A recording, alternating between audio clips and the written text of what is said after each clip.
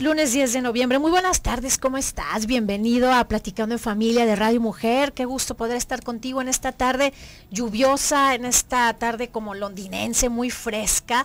Ten mucho cuidado si estás en traslados, porque de repente ya ves que el piso empieza a ponerse resbaloso y el tráfico va más lento. Hay que tener precaución, y si vas a pasar un buen rato, pues en mandados o vas a algún lugar en tu vehículo, sintonízanos a través del 1040 de AM para que no te pierdas el programa del día de hoy, que va a estar muy interesante, con el doctor Mario Alberto Aguilar, a quien le doy la más cordial bienvenida. Se reincorpora después de un largo viaje de congreso que tuviste al otro lado del charco.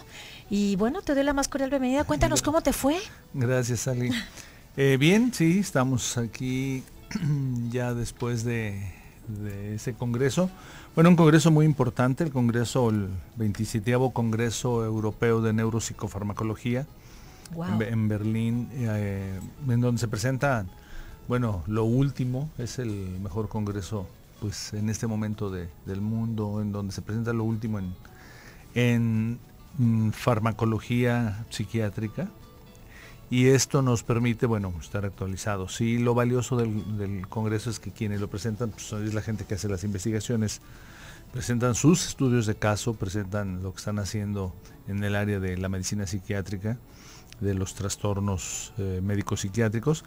Incluso lo valioso de esto es que hasta presentan artículos que todavía no han sido publicados, porque son sus artículos. Obviamente ellos los tienen ya en síntesis, ya los mandaron a prensa, y el dato que te dicen ahí próximo a publicarse, es decir, wow, estamos hablando de que nos ofrecen las primicias en cada una de las áreas. Entonces, 5 días de congreso, realmente muy interesante, pero además muy importante, ¿no?, para este espacio del área de la medicina psiquiátrica. Y luego después de ahí, bueno, pues a darnos una vueltita ahí por algunos lugares,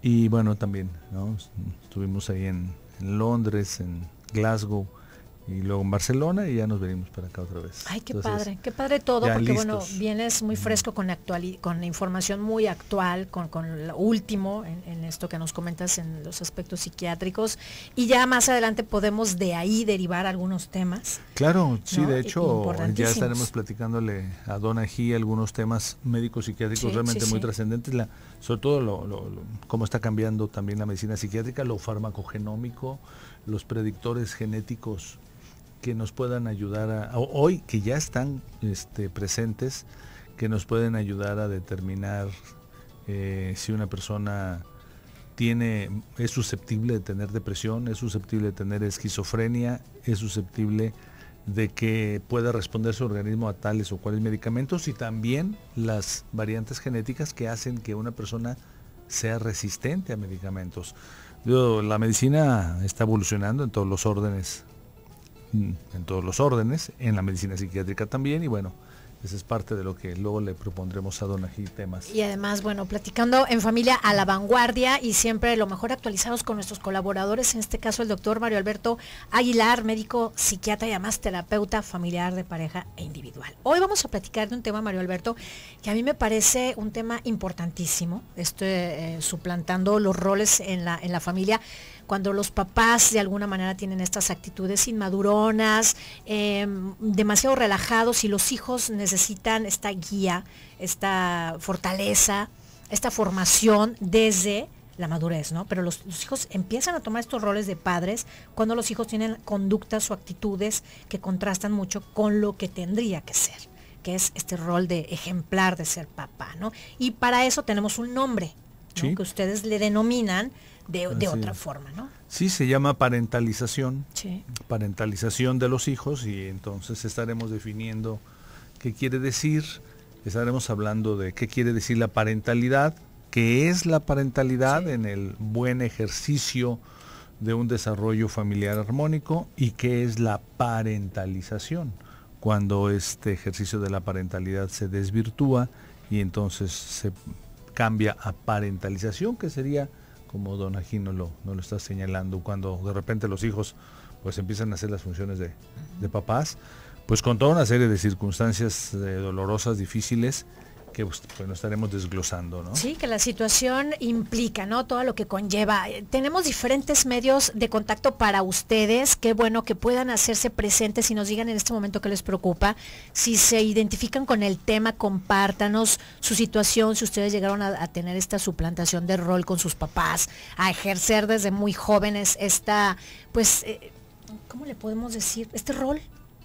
¿No? Este rol, ejercicio rol de conducta, ¿no? Este es un rol equivocado en la familia. Sí. El rol de la parentalización es un rol inadecuado, disfuncional y que se manifiesta de manera, pues, a veces no tan funcional también en la vida adulta, a veces muy disfuncional. Sí, sí, sí. Y entonces me gustaría preguntarles al público que nos digan si conocen a alguien o si son hiperresponsables ellos, si ellos sienten que tienen que resolver todos los problemas, tanto de su casa como del trabajo, si sienten que son los que tienen que resolver los problemas de los vecinos, si sienten que son los que tienen que asumir la responsabilidad aunque no les corresponda, que nos lo digan porque tiene un sentido muy directo con el ejercicio de la parentalización. Háblenos 31 22 11 90 36 47 18 83 en la ciudad de Guadalajara y Charito está al pendiente de recibir tus mensajes.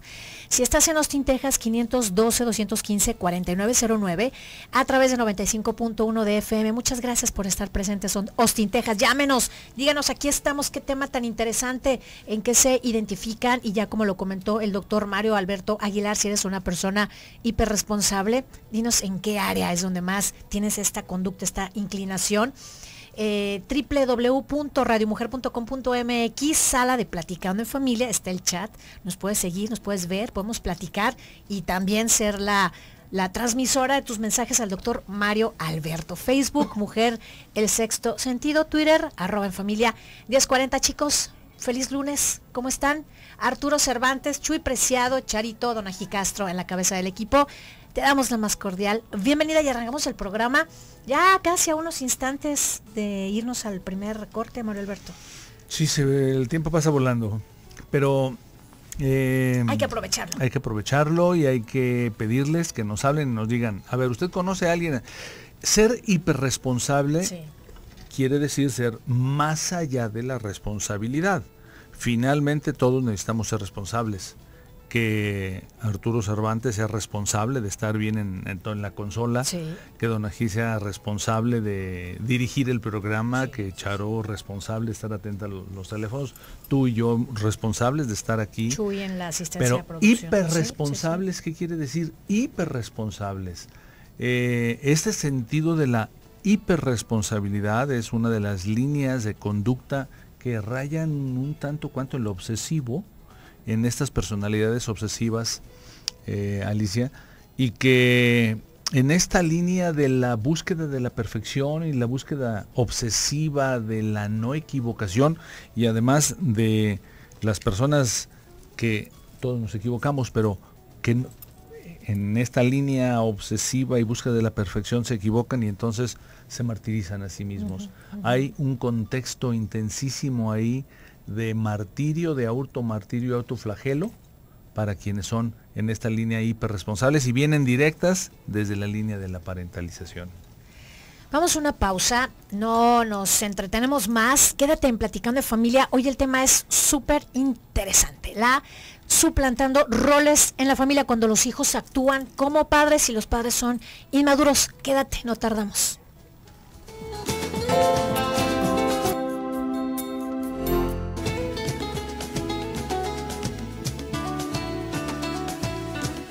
Platicando en Familia esta tarde con el doctor Mario Alberto Aguilar, nuestro colaborador de cada lunes, médico psiquiatra, terapeuta familiar y de pareja, con el tema suplantando roles en la familia cuando los hijos actúan como padres. Mario Alberto, qué interesante la reflexión que nos deja Rosy Muñoz a través de este mensaje que ella nos da, ¿no? En este momento en el que, bueno, cómo capitalizamos, cómo el trabajo, cómo nos vamos haciendo en este momento de la vida con tantas exigencias. Fíjate que la cápsula está muy padre, muy bien. Y bueno, tenemos que señalar que, pues sí, el mundo ha cambiado y que en esta vorágine, vamos a ponerles, en esta vorágine de cambio, se ha llevado entre los pies a la familia y los roles de la familia. Sí, sí. Hasta antes de 1970, Alicia, las familias eran, no quiero usar la palabra tradicional porque las familias eran funcionales. Era claro que el papá tenía un rol, era claro que la mamá, una familia sustancialmente adecuada y sustancialmente funcional, un padre proveedor que trabajaba afuera, una madre que trabajaba duro dentro de la casa, y ambos encargados de la disciplina, ambos encargados de la educación, de la formación y también de ayudar a que sus hijos hicieran, pues esto, vínculos amorosos, vínculos de respeto. Era claro, digo, en familias más o menos funcionales era claro esto. De repente, a partir de los 90s, el mundo cambia y de repente pasa lo que estaremos señalando. En 1970, por ahí, uno de los grandes maestros de la terapia de familia, Serge Lebovici, en algunas ocasiones también lo he señalado aquí, francés, acuñó el término de parentalidad, a diferencia de los hijos parentalizados. Sí. Parentalidad, y estamos hablando de 1970, parentalidad en donde el ejercicio de convertirse en papá y mamá es cuando parentalidad es este desarrollo de la emocionalidad en el joven como la joven, en ambos miembros de la pareja, en donde los dos empiezan a pensar que van a ser papás. La joven está embarazada y que empieza a sentirse que está con un bebé, sí, y que el papá está pensando que va a ser papá, y entonces empiezan esta futura mamá y este futuro papá a procesar todos los aspectos emocionales que van a terminar por convertirlos en una mamá y en un papá a raíz y en el momento en que nace este bebé. Esto se le llama parentalidad, le llama Serge Lebovici y acuña el término parentalidad. En este contexto es una definición sanísima, adecuada, es el hecho de irse convirtiendo poco a poco en mamá y en papá. Cuando nace el bebé, el ejercicio de la parentalidad significa un montón de aprendizaje. Significa que la mamá pues va a aprender a conocer al bebé. El papá vive también las emociones de lo que es este bebecito, el primer día, el primer mes, los segundos meses, el tercer mes. Irse acomodando emocionalmente para darle al bebé provisión, para darle cariño, para darle seguridad, para darle cuidados, para darle atención. Todo esto se llama parentalidad. El bebé recibe esto y empieza a interactuar, a emitir respuestas hacia mamá y hacia papá. Las primeras respuestas, tú lo recordarás, Alicia, en tu parentalidad, en tu ejercicio de maternaje. Bueno, el bebé responde con su manera de ser, su temperamento, y empieza a tener sus movimientos, sus primeras miradas, sus primeras sonrisas, y se empieza a hacer lo que se llama el vínculo original madre-hijo, la diada madre-hijo, que luego, inmediatamente, si suponemos que es una familia suficientemente funcional, un padre presente, entonces la triada padre-madre-hijo. Aquí, en este proceso en donde todos están aprendiendo a ser mamá, la mamá, papá, el papá, y el hijo empieza a ser hijo, hay tres áreas básicas que se van desarrollando ahí: seguridad, respeto y límites. El bebé, 6 meses, 8 meses, 10 meses, va recibiendo la seguridad de que es cuidado, de que es amado. Mamá y papá, la seguridad de que su hijo está recibiendo esto y reaccionando positivamente. Mamá y papá quieren lo mejor para su hijo. Se lo pueden imaginar para cuando cumpla la mamá, cuando entre a la escuela, cuando cumpla 15 años, el papá cuando sea un joven, cuando O sea, se pueden estar imaginando esto, pero lo respetan como tal. Es decir, tú, Carlitos, eres tú. Es decir, no es lo que yo quiero que tú seas. Sí, sí. Mamá le dice a Vicky, eres tú, no lo que yo quiero que tú seas, y se le empieza a dar su lugar. Sí. El lugar de hijo, en donde es claro que yo soy la mamá, yo soy el papá, y tú, Carlitos o Vicky, tú eres el hijo. Y en ese contexto viene el siguiente apartado, que son los límites. Y los límites deben de ser claros. Mamá y papá son los responsables de guiar a la familia, a los hijos, al hijo y luego vienen los hermanitos, a los hijos, en la línea del afecto, en la línea de la expresión de las emociones, es decir, que se quiere a la mamá y al papá, y también decir cuando el niño está enojado, pero también decirle, enseñarle, mostrarle lo que sí puede hacer y lo que no puede hacer, los límites. Entonces, la seguridad de que el hijo se siente seguro, confiado, protegido. Sí. El respeto porque sabe que él es él y que mamá y papá lo respetan, no lo comparan con nadie, no lo comparan con el primo, no lo comparan con él es él. Y de acuerdo a sus características, tú, Carlitos, esto no lo tienes que hacer, no estás en edad de hacer, por ejemplo, si tienes 5 años, de subirte a una azotea, no puedes. Claro, la guía. Sí, sí, y la protección. los límites van Sí, sí, sí. ahí mismo, implícitos. Esta es la familia en la que se desarrolla, como nos decía Rosy en la cápsula, sí. Se va desarrollando este proceso de armonía interna, en donde el individuo adulto sale a la adultez, el individuo infante sale a la adultez y entonces sabe que tiene que, sabe que puede ser respetado y que tiene límites. Pero en el mundo hoy de repente mamá y papá llegan cansados. Mamá y papá de repente aflojan porque vienen de familias que llamaron familias rígidas, exigentes, neuróticas entre comillas, y entonces aflojan y se van al otro extremo, y entonces le dan toda la libertad a los hijos, toda la posibilidad de la expresión, no le ponen límites, no hay el respeto, y por lo tanto la inferencia que está teniendo este bebé es, y entonces ¿dónde está la seguridad de que él es el hijo? Y entonces empieza a confundirse. Eso es un doble mensaje: yo soy el hijo, pero mamá y papá no me ponen los límites, y entonces yo empiezo a no saber qué hacer. Aquí surge el hijo parentalizado. Bueno, los índices nos muestran que en realidad esta situación es más usual de lo que uno piensa. Vamos a un corte y hablaremos de ello más adelante. Quédate en Radio Mujer, platicando en familia.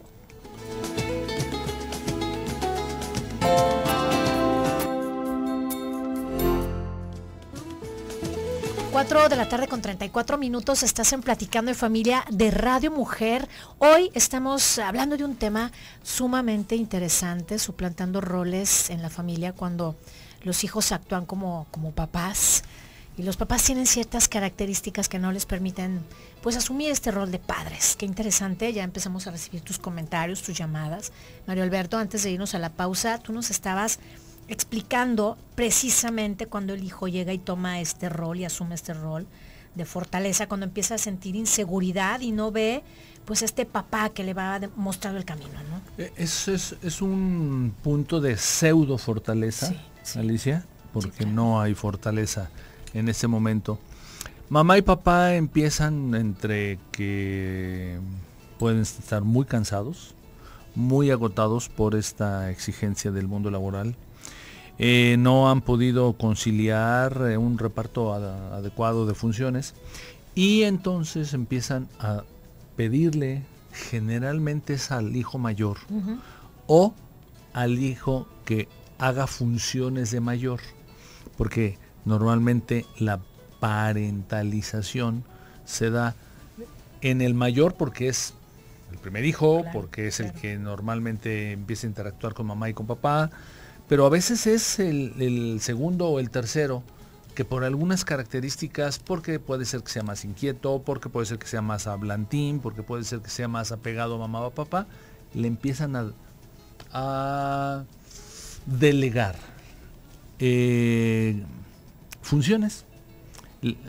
Un ejemplo, mamá y papá están peleados y entonces al hijo al que se está parentalizando le empiezan a pedir que, como mamá y papá están peleados, entonces le dice mamá, papá, mamá al hijo, oye, ve y dile a tu papá esto. El papá, ve y dile a tu mamá esto. O esto que típicamente todavía hasta hace poco se utiliza, como tú eres el mayor, o como tú eres el preferido, sí, o como tú eres el más listo, o como tú eres el más veloz, ve y haz esto. Y ve y también ve bueno, si viven cerca, vamos al súper o vamos al mercado, tú vas a cuidar a tus hermanos, tú vas a ser responsable de decirle a tu mamá o a tu papá esto. Ese sentido de pedirle acciones al hijo o a la hija que no le corresponden. De hecho, un muy buen ejemplo de esto es cuando mamá o papá, generalmente mamá, agarra de confidente al hijo o a la hija y le empieza a platicar pues de que trae broncas con su papá, o el papá le empieza a platicar al hijo, no, pues es que lo que pasa es que ya ves que tu mamá y el otro día esto, lo empiezan a tomar de confidente, y esto genera en el hijo, o sea, tomarlo de confidente, tomarlo como responsable de los hermanos menores, tomarlo como responsable de ciertas actividades. Tú vas a ser el responsable de abrirle o de cuidar a tus hermanos, o de cerrar la puerta, o de abrir. Te dejo a ti la llave porque tú eres, pues todavía por ahí me viene a la mente, hace 6 meses, 8 meses, una expresión típica de un padre, porque es que yo le dije, tú eres el hombrecito de la casa.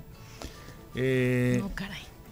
Tú eres la mujercita de la casa y le debes de hacer estas actividades, por ejemplo en la cocina, porque tú me tienes que ayudar, porque tú eres la mujercita de la casa. Es decir, delegar actividades que son de la mamá y que son del papá.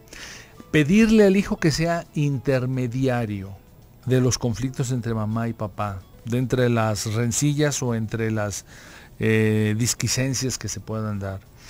Pedirle al hijo que se haga cargo de responsabilidades que son de mamá y que son de papá, porque simplemente mamá y papá llegaron cansados, es empezar a gestar este doble contexto, un sentido de hiperresponsabilidad. El niño y la niña, bueno, no saben si mamá y papá se lo piden, pues él supone que es porque lo tiene que hacer.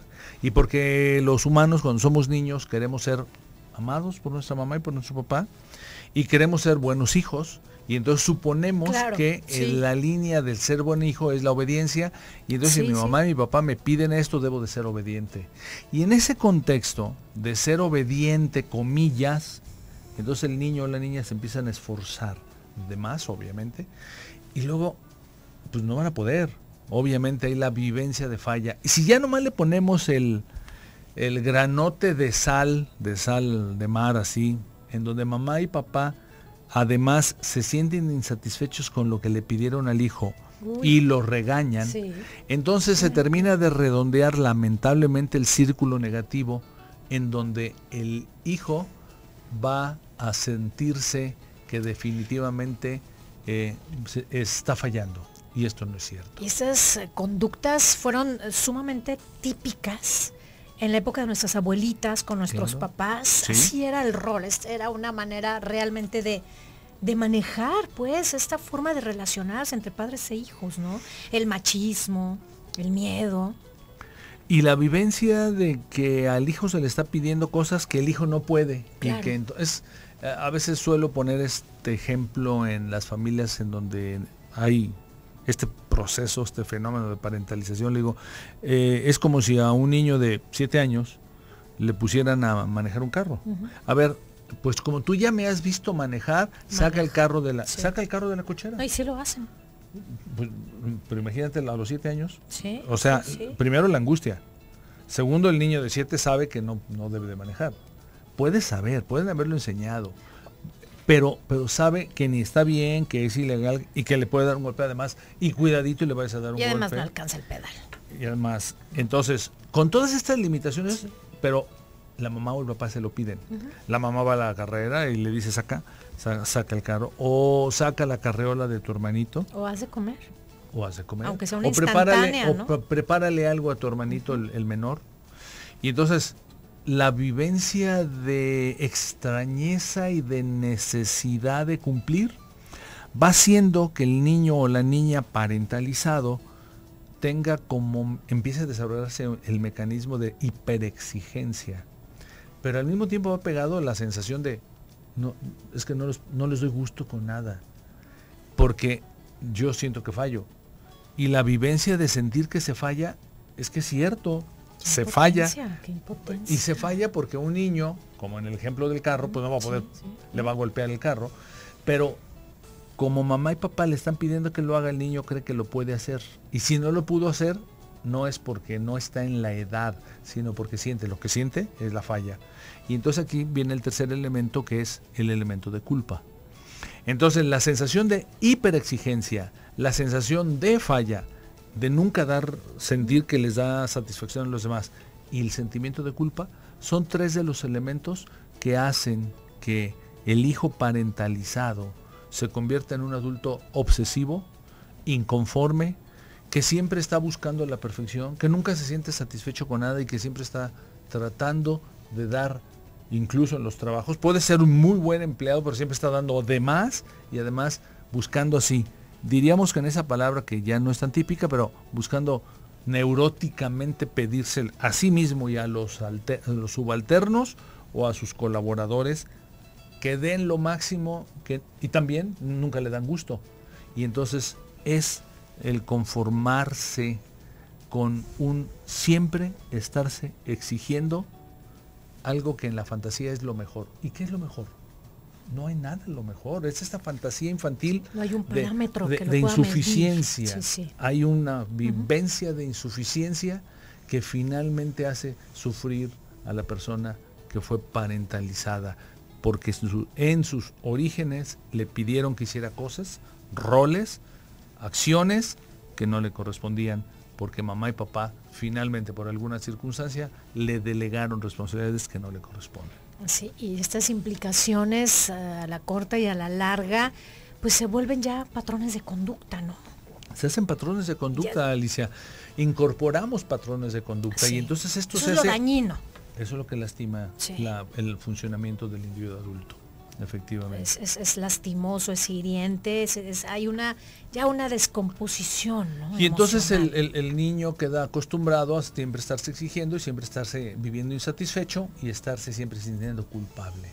Y esto pues es un infiernito personal e interior de esas personas que fueron parentalizados en la infancia.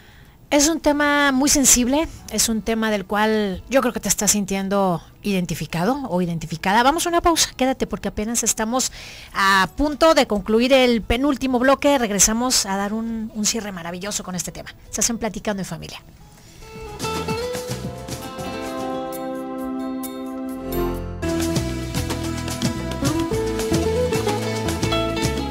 4 de la tarde con 50 minutos, estamos platicando en familia con el doctor Mario Alberto Aguilar. Lunes 10 de noviembre, gracias por comunicarte y compartir pues lo que estás viviendo. Vamos a darle lectura a lo que nos compartes y doctor Mario Alberto, también nos vas a dar lo más importante, la solución. Sí, claro, ¿no? claro. Esta guía que siempre nos hace falta. Rocío, me casé con un hombre que fue hijo parental. Ya estamos divorciados, creo que influyó mucho para ser hijo en nuestra relación. Sí, muchos hijos parentalizados también en este tipo de ejercicio disfuncional de ser pareja, pues también sienten que si no pueden, se comportan como hijos chiquitos, bueno, como si fueran los chiqueados o las chiqueadas, y entonces comportarse como hijo, pues bueno, evidentemente se infantiliza, muchos quedan infantilizados. Sandra, este rol que describe es justo lo que a mí me pasa y no eres feliz. Sandra, lo has dicho muy, muy bien. Efectivamente se vive en el interior de la parentalización, del hijo parentalizado, se vive pues un infiernito, a veces un medio infierno y a veces un infiernote. Porque son tres los elementos básicos ahí. La sensación de insuficiencia, la sensación de tener que agradar al otro y la sensación de culpa. por Sonmeji Nagy, uno de los teóricos de la terapia de familia, habla de esto que se llama las lealtades invisibles. Y cuando un hijo es parentalizado en este contexto, entonces se lastima lo que se llama la filiación. Filiación quiere decir yo me siento identificado con mamá, yo me siento identificado con papá. Y ese sentido de filialidad, de ahí viene, el sentido de filialidad es el sentido de, es que qué padre que yo me parezco a papá y qué padre que me parezco a mamá. Pero cuando mamá o papá empiezan a jalar y a parentalizar al hijo, entonces ese sentido de filiación no se estructura y entonces se vive como una vivencia de traición. Traición a la mamá o traición al papá, pero es una vivencia así, una vivencia dolorosa. Y entonces, quererle darle gusto a la mamá, quererle dar el gusto al papá, obviamente es imposible, porque además son circunstancias que no son del hijo o de la hija, son de esta pareja, mamá y papá, que pueden no haberse puesto de acuerdo, pueden no estarse la llevando bien, pero al poner en medio al hijo, al triangularlo, también la otra palabra básica de la terapia de familia es la triangulación. La triangulación y la parentalización son parientes en el proceso fenomenológico de hacer familia o hijos parentalizados. Y entonces, como nos dice Sandra, efectivamente se sufre. Se sufre porque entonces uno se siente que no le va a dar nunca gusto a los demás y sobre todo a los seres queridos. Y dos, interiormente uno se está exigiendo siempre lo máximo. Y número tres, el sentimiento de que se falla viene acompañado de culpa. Y luego viene acompañado de, para toda culpa, un castigo. ¿Y cuál es el castigo de las personas parentalizadas? No disfrutar lo que tienen. No disfrutar lo que tienen y nada más aprender a ver lo que no hay.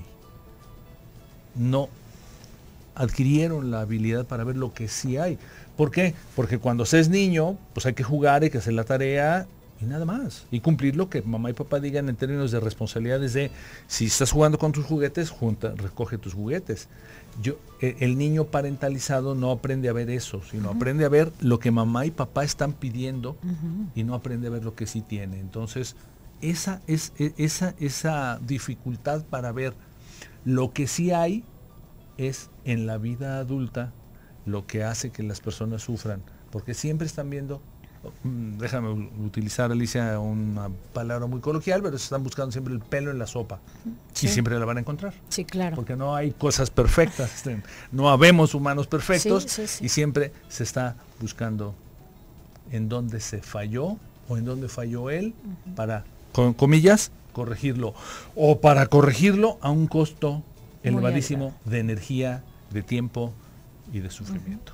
Sí, es una sensación tremenda. Rosa, tengo una sobrina de 18 años, ella y sus hermanos casi viven conmigo porque mi hermano tiene insuficiencia renal. Su esposa se hace cargo de los gastos. Mi sobrina de 18 años tiene hipotiroidismo.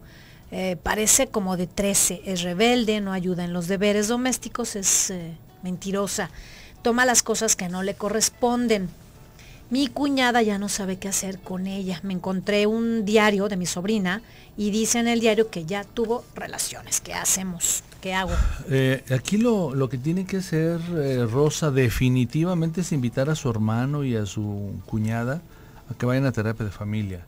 Finalmente sí se necesita aquí un reacomodo familiar, porque también hay elementos importantes. Su hermano tiene insuficiencia renal, es decir, ya hay una enfermedad que también discapacita para todas las cosas y obviamente para el paternaje. Por lo tanto, no está pudiendo darle sustancia paterna a su sobrina. Su cuñada además pues, debe de estar ayudando, necesitada de apoyar ahora a su hermano Rosa, al esposo, y entonces pues están descuidando. Lo que está haciendo esta jovencita sobrina de 18 años, pues simplemente se está mostrando rebelde porque lo que necesita es la atención, la contención, los señalamientos, los límites que no está pudiendo tener, primero porque papá está enfermo, mamá está angustiada y probablemente deprimida, y bueno, tener relaciones sexuales a los 18 años, pues mire, yo le puedo decir que finalmente en una familia suficientemente funcional, mamá y papá tienen que hablar, y hoy en día ese puede ser otro tema para giramos a don Ají el hecho de, bueno, ¿y cómo se le va a hablar de la sexualidad a los hijos? Pero finalmente se les tendrá que hablar en el sentido de la responsabilidad y en el sentido de que en cada familia los valores deban de determinar cuándo y cómo empezar el ejercicio de la sexualidad. Sin embargo, esta jovencita tiene 18 años, ojalá y lo haya hecho con cuidado, con preservativo y con un respeto, y con un respeto para sí misma. ¿Cuál es la solución, Alicia? Venga. La solución es, si nos quedó claro que el ejercicio de la parentalidad es el depositarle al niño o a la niña responsabilidades que no le corresponden, entonces cuando se es adulto hay que ejercitar uno de los potenciales del ser humano, que es preguntarme a mí mismo, ¿yo qué quiero? Porque el hijo parentalizado sale a la vida preguntando qué quiere él y qué quiere ella, qué quieren los demás, pero no se pregunta a sí mismo, a sí misma, ¿qué quiero yo? ¿Cómo lo quiero yo? ¿En dónde lo quiero yo? Y luego delimitar, esto que tampoco le ayudaron en la familia, poner los límites, esto no me corresponde. Sí, claro. Cuesta claro, mucho trabajo, porque sí. el siguiente elemento es decir, pero yo podía haberlo hecho. Yo podía haberlo hecho y no lo estoy haciendo y vivo como si yo fallara. El como sí es algo de las cosas que lastiman y hacen ese infierno interiorizado de las personas parentalizadas. Entonces es, ¿yo qué quiero? ¿Yo qué necesito? ¿Yo qué deseo? Lo que los demás necesiten, desean, es de ellos, es cosa de ellos, a ellos les toca, y yo no estoy ni fallando ni soy culpable. Me gustaría terminar, se me asocio ahorita en este momento con una frase de Steve Jobs, que decía, los humanos, escribió por ahí en su biografía, los humanos debemos de seguir nuestro propio sueño, porque si no hacemos nuestro propio sueño, terminamos haciendo los sueños de los demás. Y el parentalizado, esa parece que es la tarea. Entonces es seguir su propio sueño, seguir sus acciones, sus deseos, pero preguntarse qué se desea y creer en ello. Muchas gracias, Mario Alberto.